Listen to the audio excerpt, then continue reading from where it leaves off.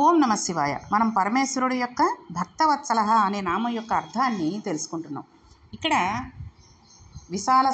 విశాలవర్మ అనేటటువంటి అతను పిల్లవాడు భక్తితోటి సైకతలింగం చేసి ఆవు పాలతోటి అభిషేకం చేస్తుంటే తండ్రి ఎంతసేపటికి కొట్టినా కూడా బహిర్ముఖుడు అవ్వట్లేదని చెప్పి శివలింగాన్ని కాలితో తందామని చెప్పి అనుకునేసరికి గొడ్డలతో కొట్టడం, అతను ఆ గొడ్డలతో కొట్టినందువల్ల ఆ తండ్రి యొక్క 2 కాళ్ళు విరిగిపోయి కింద పడి చచ్చిపోవడం వరకు తెలుసుకున్నాం. అయితే నిన్న మనం చెప్పుకున్నట్టు వాకింగ్ షూస్ తోటి లోపలికి వెళ్ళి గుడి దగ్గరికి, గుడిలో ఇంకా దూరంగా ఉన్నాడు శివుడు కాబట్టి అని దండం పెట్టేసుకోవడం ఎంత మహాపాపము. చాలామంది చూడండి రోడ్డు మీద ఒక గుడికి వెళ్ళారనుకోండి, మాకు ఇంటి దగ్గరగా బాబావారి గుడి ఉంది కాబట్టి, లేకపోతే అమ్మవారి గుడి ఉంది, అక్కడికి వెళ్ళారు. అక్కడ కాస్త ప్రసాదం ఏ పులిహారో లేకపోతే ఒక అరటిపండో కోవాయో కాజాయో ఏదో ఇచ్చారు. ఇచ్చినప్పుడు మనం గుడి దాటేసి బయటకు వచ్చాం చెప్పులు వేసుకుని. ఎదురుగుండా ఎవరో వస్తున్నారు తెలిసిన వాళ్ళు కొంచెం దూరం ముందుకెళ్ళాక. ఏమండి గుళ్ళోకి వెళ్ళారా అంటే అవునండి. మీరు కూడా పెడుతున్నారా? లేదండి కొంచెం బజార్లో పనుండి పెడుతున్నానంటే, అయ్యో మనకి ప్రసాదం ఇంత ఇచ్చారు కదా కొంచెం ఆవిడకి పెడదాం అనుకుని ప్రసాదం తీసుకోండి అని ఇస్తే, ఇచ్చేవాళ్ళు పుచ్చుకునేవాళ్ళు కూడా చెప్పులు తీసేసి రోడ్డు అయినా సరే అది అక్కడ తడిగా ఉన్నా సరే ఓ పక్కకు వచ్చి ఆ ప్రసాదం తీసుకుని కళ్ళకద్దుకుని నోట్లో వేసుకుని అప్పుడు చెప్పులు వేసుకోవాలి. ఒకవేళ నోట్లో వేసుకోవడానికి ఇంకా బయటకు వెడుతున్నాం కదా అనో ఏదో అనుకుంటే ఒక కవర్లో పెట్టుకుని బ్యాగ్లో పెట్టేసుకుని అప్పుడు చెప్పులు వేసుకోవాలి. అంతేగాని ఇచ్చేవాళ్ళు పుచ్చుకునేవాళ్ళు కూడా చెప్పులు వేసేసుకుని ప్రసాదం తీసేసుకుని అది పరమేశ్వరుని అవమానపరిచినట్టే లెక్క.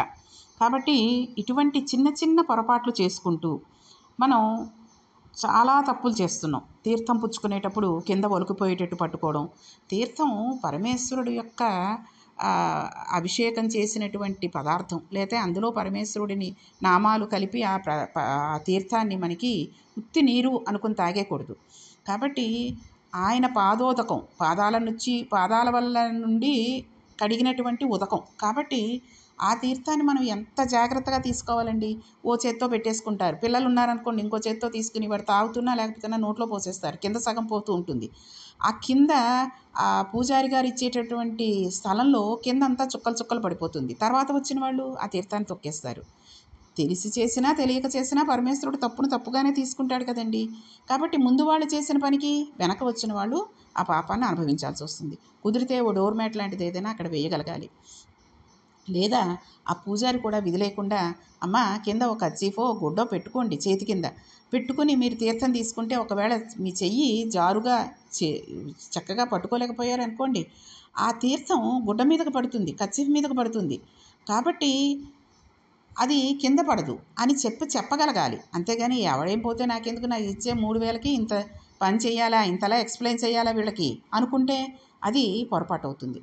కాబట్టి ప్రతి ఒక్కళ్ళు గుడికి వెళ్ళినప్పుడు చేతి రుమాలో ఒక చిన్న గుడ్డో తీసుకుని వెళ్ళండి. తీర్థం తీసుకునేటప్పుడు చక్కగా ఆ తీర్థాన్ని ఒక చేతి కింద ఒక చెయ్యి పెట్టుకొని తీస్తాం కదండి. కుడి చేయి పైకి పెట్టి ఎడం చేయి కింద పెడతాం. ఎడం చేతి మీద ఆ గుడ్డ పెట్టుకుని కుడి చేయి అలా పెట్టి, చాలామంది కొంగు పెట్టుకుని పెడతారు. అదే పట్టు చీర అయితే కొంగు పెట్టరు కదండి. ఆ పట్టు చీర మీద తీర్థంలో ఉన్నటువంటి ఏముందో అందులో అది కనుక దాని మీద పడిపోతే డాగ్ అయిపోతే మళ్ళీ కట్టుకున్నప్పుడు ఎవరైనా చూస్తే నవ్వితే, ఇలాంటివన్నీ ఆడవాళ్ళకు ఉండేటటువంటి ఆలోచనలు. కాబట్టి ఒక చక్కటి చేతి రుమాలు పట్టుకెళ్ళండి. దాని మీద పడినా కానీ మనకేం పర్వాలేదు, ఇంటికి వచ్చిన తర్వాత ఉతికేసుకుంటాం, ఆరేసుకుంటాం. పోతే ఒకవేళ డాగులు పడిపోతే రుమాలు తీసేస్తాం, చిన్నదే కదండి. కాబట్టి ఇటువంటి చిన్న చిన్న పొరపాట్లు చేయకండి. చాలామంది కూడా ప్రసాదాలు తినేసేసి అరటిపండు తొక్కలు ఈ శనగలు ఒకటి ఇస్తూ ఉంటారు బాబాగారి గుళ్ళో.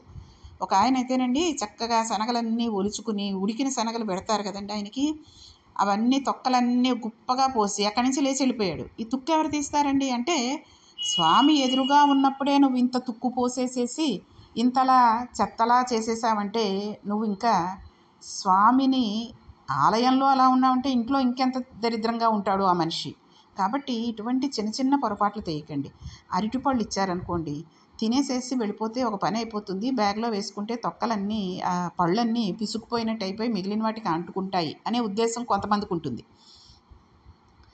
అటువంటి వాళ్ళు పళ్ళు తినేసేసి తొక్కలు అక్కడే పడేస్తూ ఉంటారు.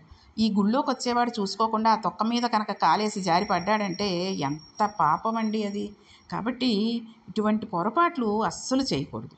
అందుకే శివాలయంలో నుంచి ఇంకో ఆలయంలోకి పక్కకి వెళ్ళాలనుకోండి, ఆ ఆలయంలోకి వెళ్ళాలని చెప్పులు వేసేసుకుని పక్క నుంచి వెళ్ళిపోకూడదు శివాలయం లోపల నుంచి.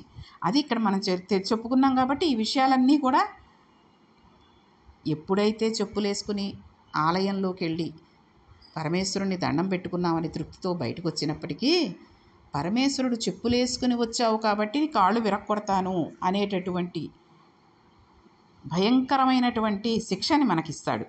కాబట్టి ఎప్పుడూ కూడా గుడి ప్రాంగణంలోకి వెళ్ళి చెప్పులు విదలకూడదు. చెప్పుల స్టాండ్లు అన్నీ బయటే ఉంటాయి. చెప్పుల స్టాండ్లు లేని చిన్న గుళ్ళు అనుకోండి, చెప్పులు బయటే విదలాలి. చెప్పులు పోతాయి అనుకుని భయపడితే ఇంటి దగ్గర నుంచో చెప్పులు వేసుకోకుండా రా, ఇంకా నీకు ఏ భయం ఉండదు, అంతే కదండి. కాబట్టి చెప్పులు పోతాయేమో అనుకుని దృష్టి చెప్పుల మీద పెట్టుకుని శివాలయంలోకి వెళ్ళి పుణ్యం సంపాదించుకుందాం అనుకుంటే ఏనాటికి ఆ పుణ్యం రాదు. ఇక్కడ ఈ విశాల వర్మ తండ్రి పాలన తన్ని గుడిని తన్నబోయి ఎంతో అపచారం చేశాడని ఏడ్చాడు తప్పితే తండ్రి కాళ్ళు పడి విరిగిపోయి చచ్చిపోయాడని ఏడవలేదు. అతని భక్తికి పొంగిపోయి పరమేశ్వరుడు ఆవిర్భవించి ఈనాటి నుంచి నీవు నాతోనే ఉంటావు, భక్తులు తీసుకుని వచ్చి నాకు ఏది పెట్టినా, పార్వతీదేవి నాకు భోజనం పెట్టినా నేను తినగా మిగిలింది నీకే చెందుతుంది అని వరమిచ్చాడు. ఎవరైనా పట్టుకు వెళ్ళాలంటే నీకు శివప్రసాదం పట్టుకుని పెడుతున్నావు అని చూపించి పట్టుకుని వెళ్ళాలి, అలా చూపించకుండా పట్టుకుని వెళ్ళకూడదు. అందువలన భూమండలంలోని ప్రతి దేవాలయంలో కైలాసం దగ్గర నుంచి భూమండలం వరకు ప్రతి చోట చండీశ్వరుడు ఉంటాడు. ఇది చండీశ్వర నాయనారు చేసిన అభిషేకానికి శివుడు ఇచ్చిన వరం. అంటే ఈ విశాల వరమే చండీశ్వరుడిగా అయ్యాడనమాట. పార్వతీదేవి భోజనం వడ్డిస్తే శంకరుని భోజనం అయ్యాక అందులో మిగిలిన పదార్థాలు తినే అధికారం ప్రతిరోజు చండీశ్వరుడిది. అసలు సహజంగా అయితే భర్త తిన్న తర్వాత ఆ పదార్థాలను మిగిలిన పదార్థాలను తినే అధికారం ఎవరికి ఉంటుందండి? భార్యకు ఉంటుంది. కానీ ఇక్కడ పార్వతీదేవికి లేదా ఆ అధికారం, చండీశ్వరుడికి ఇచ్చాడు పరమేశ్వరుడు. మనలా మనుష్యుడిగా పుట్టి పరమశివుని అనుగ్రహాన్ని పొందినవాడు చండీశ్వర నాయనార్. అది భక్తవత్సలహ అంటే ఎంత వాత్సల్యాన్ని చూపించాడో చూడండి. ఇంకొక ఉదాహరణగా అరుణాచలాన్ని పల్లాల మహారాజు పాలిస్తూ ఉండేవాడు. ఆయనకు మల్లమాదేవి, చల్లమాదేవి అని 2 భార్యలు. వారికి సంతానం లేదు. ఆ రాజు శివభక్తులు ఏది అడిగినా కాదనను అని ప్రతిజ్ఞ పూనాడు. ఒకసారి పరమశివుడు రాజును పరీక్షించదలిచి శివగణాదులతో మారువేషాలతో వచ్చి అందరినీ వేశ్యల ఇంటికి పంపించాడు. పరమశివుడు బయలుదేరి రాజమందిరానికి వెళ్ళాడు. రాజు ఎదురు వచ్చి నమస్కారం చేసి మహాశివభక్తుడని చెప్పి ఏం కావాలంటే నా దగ్గరకు వేశ్యని పంపించు, నాకు వేశ్యనాట్యం చూడాలని ఉంది, ఇవాళ రాత్రికి నేను ఆ వేశ్యతో గడుపుతాను అన్నాడు. ఒక్క వేశ్య ఖాళీ లేదు. వేశ్యలందరూ ప్రమదగణాలతో ఉన్నారు కదండి. పరమేశ్వరుడు ముందే పంపించేశాడు కదా అక్కడికి. శివుని వద్దకు పంపడానికి వేశ్య లేదు. శివ పరీక్ష మాట తప్పకూడదు కదండి. అందుచేత తన చిన్న భార్యను పిలిచి నీవు వెళ్ళమని చెప్పాడు. ఆవిడ శివుడు ఉన్న మందిరంలోకి ప్రవేశించి శివుని పట్టుకోగానే ఆయన ఆమె చేతిలో పసిబిడ్డగా మారిపోయాడు. ఆమె రాజు వద్దకు వెళ్ళి అక్కడ ఉన్న తేజోమూర్తి నేను వెళ్ళగానే నా చేతులతో బిడ్డ అయిపోయాడని రాజుకి ఇచ్చింది. రాజు ఆ పిల్లవాడిని ఎత్తుకుని ముద్దాడి నాకు ఉత్తర క్రియలు చేసే కొడుకు లేడు, అందుచేత ఈశ్వరుడే నాకు కొడుకుగా లభించాడని అనుకోగానే చేతిలోని బిడ్డ అదృశ్యమయ్యాడు. అశరీరవాణి వాక్కు నీకు ఉత్తర క్రియలు చేసే కొడుకు కావాలనుకున్నావు కనుక ప్రతి సంవత్సరం నీ శరీరం పడిపోయిన నాడు నేనే స్వయంగా తిథి పెడతాను అని వినిపించింది.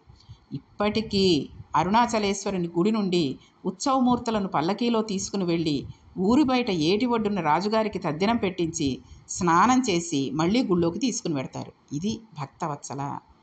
ఎక్కడికైనా ఎంత కిందకైనా వచ్చేస్తాడు. ఎందుకండి? పరమేశ్వరుడి కోసం తన భార్యనే వేసిగా పంపించాడు. అంటే శివభక్తులకు ఏది కోరినా చేస్తానన్న ఒక్క మాటకి ఆయన భక్తవత్సలుడు అయిపోయాడు. ఉపమన్యు మహర్షి మహాభారతంలో శివసహస్రాన్ని ఉపదేశం చేశాడు. ఉపమన్యుని తండ్రి వ్యాఘ్రపాదుడు, చాలా పేదవాడు. ఉపమన్యుడు చిన్నతనంలో మేనమావ గారింటికి వెడితే ఆయన భార్య అక్కడ తన బిడ్డలతో పాలు ఇచ్చింది. అవి తాగాక ఇంకా పాలు కావాలనిపించింది. అడవిలో తల్లి వద్దకు వెళ్ళి మేనమావ గారి ఇంట్లో పాలు ఎంతో రుచిగా ఉన్నాయి, నాకు పాలు కావాలని అడిగారు. ఐశ్వర్యం ఉన్న వాళ్ళకి పాలు ఉంటాయి, ఐశ్వర్యం ఇచ్చేవాడు శివుడు, అది ఉన్న వాళ్ళకు పాలు ఉంటాయి, మనకెక్కడివి, నీకు పాలు ఇవ్వలేను అంది ఆ తల్లి. ఏమండి, ఇవన్నీ ఏంటండి ఒక అర్థం చెప్పడానికి అని అనుకోకండి. ఇన్ని విశ్లేషణలు ఎందుకు, ఇన్ని ఉదాహరణలు ఎందుకు చెప్తున్నాను అంటే, ఏ రకంగా అయినా పరమేశ్వరుడు ఎందుకు లొంగిపోతున్నాడు భక్తులకి అనే విషయాన్ని మనం తెలుసుకుని, కనీసంలో కనీసం మనం పూజ చేసుకునేటప్పుడు ఈ ఏ ఒక్క సంగతైనా గుర్తుకొచ్చి అంత పరమభక్తితో మనస్సు పరమేశ్వరుడి మీద నిలిపి ఒక్క 108 నామాలు భక్తితో అర్థాలు తెలుసు కాబట్టి ఆ అర్థాలని మనస్సులో ఒక్కొక్కసారి నెమరేసుకుంటూ చేస్తారేమో అని ఇన్ని ఉదాహరణలు చెప్పడం జరుగుతుంది. కాబట్టి ఐశ్వర్యం ఇచ్చేవాడు శివుడు కాబట్టి నేను నీకు పాలు ఇవ్వలేను అంది. పిల్లవాడు పాలు కావాలని మారం చేస్తుంటే తల్లి లోపలికి వెళ్ళి బియ్యపిండి నీళ్ళలో కలిపి పాలు ఇచ్చింది. ఉపమన్యుడు రుచి చూసి ఇవి పాలు కాదు, నువ్వు నన్ను మోసం చేస్తున్నావన్నాడు. అప్పుడు తల్లి పావులు కావాలంటే ఎలా వస్తాయి? పాలు, పెరుగు, పరమాన్నం, జ్ఞానం, ఐశ్వర్యం, వాక్కు, ఉద్యోగం, అధికారం, వైభవం, తపస్సు ఏదైనా సర్వేశ్వరుడు, సదాశివుడు, త్రయంబకేశ్వరుడు, పరమేశ్వరుడు అయినటువంటి ఆయనే ఇవ్వాలి. ఆయనను అడుగు అంది కోపంతో. అడవికి వెళ్ళి తపస్సు చేసి ఆయన్నే అడుగుతానని వెళ్ళాడు ఈ పిల్లవాడు. నారద మహర్షి ఆ పిల్లవాడి పూనిక చూసి చిన్నతనంలో వచ్చిన భక్తి అని షడక్షరి ఉపదేశించారు. ఉపమన్యుడు తపస్సు మొదలుపెట్టాడు. ఆ పిల్లవాని తపోజ్వాలలను ఋషులు తట్టుకోలేకపోయారు. శంకరుడు పార్వతితో కైలాసం నుండి ఇంద్రుడు సచీదేవిగా, వృషభవాహనం ఐరావతంగా మారి వచ్చారు. పిల్లవాడిని పిలిస్తే పిల్లవాడు కళ్ళు తెరిచి మీరెవరు, శివుడివి కావే అన్నాడు. శివుడు నేను ఇంద్రుణ్ణి, స్వర్గలోకాధిపతిని. శివుని వద్ద ఏముంది ఇవ్వడానికి? నేను నీకు ఏం కావాలన్నా ఇవ్వగలను, అడగమని అన్నాడు. ఉపమన్యుడు నేను పుచ్చుకోవడం అంటూ జరిగితే శివుడి దగ్గరే పుచ్చుకుంటాను. నీ ఇంద్రపదవి కూడా శివుడే ఇచ్చాడు, శివనింద విన్నాను, ఇంకా ఈ శరీరం నాకు వద్దు అంటూ యోగాగ్నిని సృష్టించి అందులో దూకపోతుంటే పార్వతీ పరమేశ్వరులు ప్రత్యక్షమై ఎన్నో వరాలిచ్చారు. ఏం కావాలి అంటే గ్లాసుడు పాలు మాత్రం కావాలి అన్నందుకు పాలు, పెరుగు, ఇక్షు, లవణ, సప్త సముద్రాలన్నీ సృష్టించిస్తున్నాను. నీవు భూమి మీద ఉన్నంతకాలం స్మరణ చేస్తే చాలు అన్ని రకాల పిండి వంటలు, సకల శాఖలు వస్తూ ఉంటాయి. నువ్వు బతికి ఉన్నంతకాలం ఒకరికి పెడుతూ తింటూ ఉంటావు. నీకు ఐశ్వర్యభంగం అన్నది లేదు. శరీరం విడిచాక నా దగ్గరికే వచ్చి నా గణాలలో కలిసిపోతావు అని వరమిచ్చాడు. ఇది భక్తవత్సలహ అంటే. నువ్వు గింజంత అడిగితే ఆయన పర్వతం అంత ఇస్తూ ఉంటాడు. అది ఆయన వాత్సల్యం, అంతే కదండి. గ్లాసుడు పాల కోసం తపస్సు చేస్తే ఎన్ని ఇచ్చాడండి ఆయనకి, ఆ పిల్లవాడికి. ఇది ఆయన వాత్సల్యం.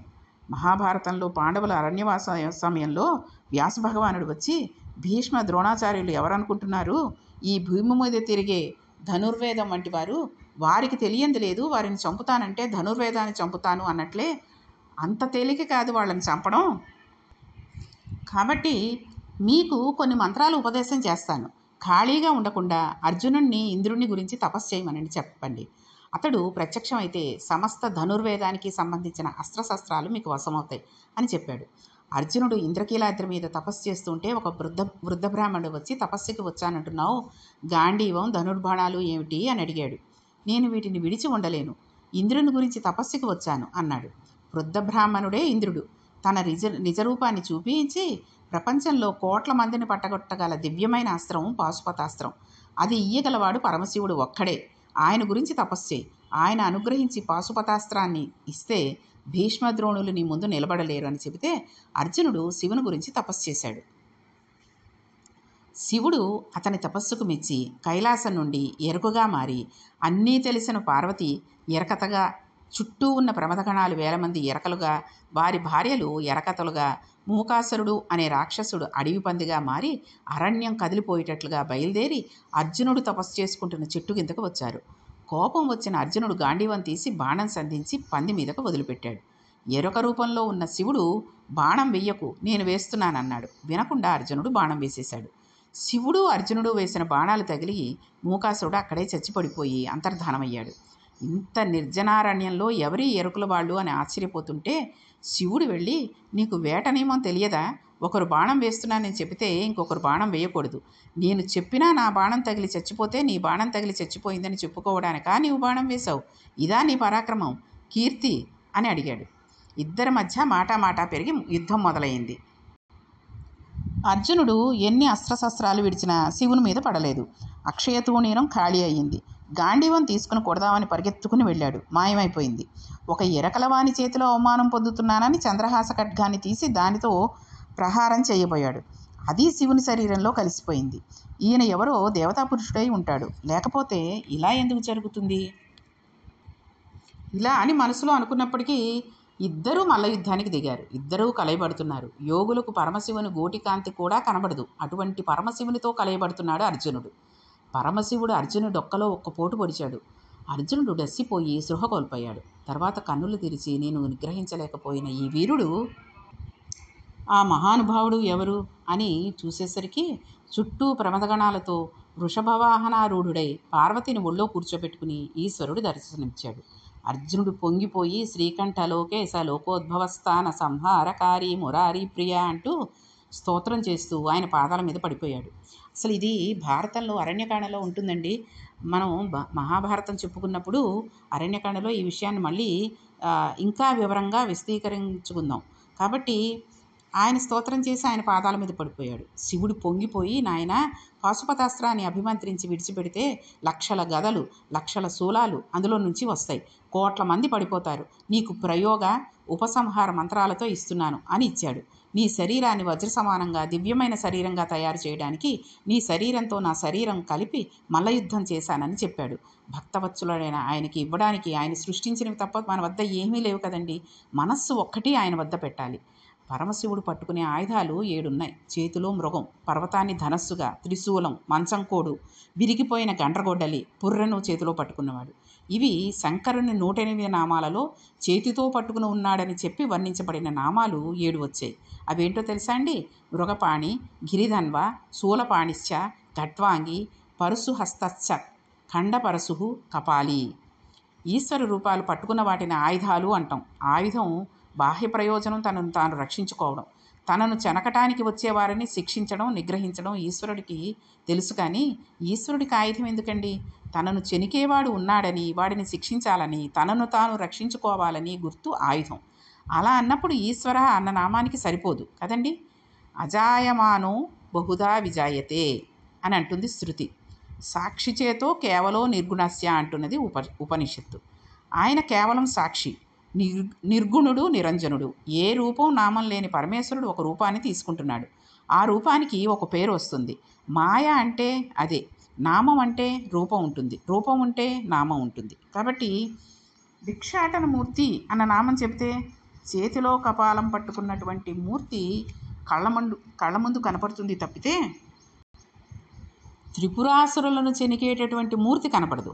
శివస్వరూపం అంటే మంగళప్రదమైన రూపం కనిపిస్తుంది. ఆయుధం లేకపోతే ఈశ్వరుడు తనని తాను రక్షించుకోలేడా అంటే, అద్వైతంలోని వాదంలో సృష్టి అన్నది ఒక మాయ అన్న విషయం పక్కన పెడితే, సృష్టి అంతా ఈశ్వరుడు నిర్మాణం చేసిందే కదండి. ఆయన సృష్టి చేసినప్పుడు తన మీద పడేవాడిని ఆయనే సృష్టించుకుని తనని తాను రక్షించుకోవడానికి ఆయుధాన్ని పట్టుకున్నాడా? దేవతామూర్తులు ముద్ర పట్టిన, ఆయుధం పట్టిన అందులో తత్వవిచారం ఉంటుంది. అది గమనిస్తే మెట్లు ఎక్కుతాం.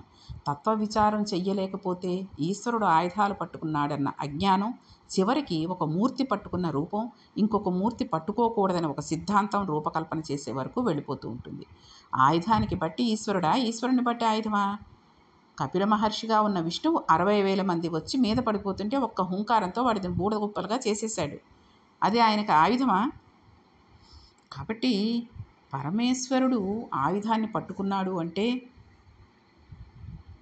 ఆయన ఆయుధాన్ని పట్టుకున్నది ఎందుకు అన్నది మనం తెలుసుకోగలగాలి.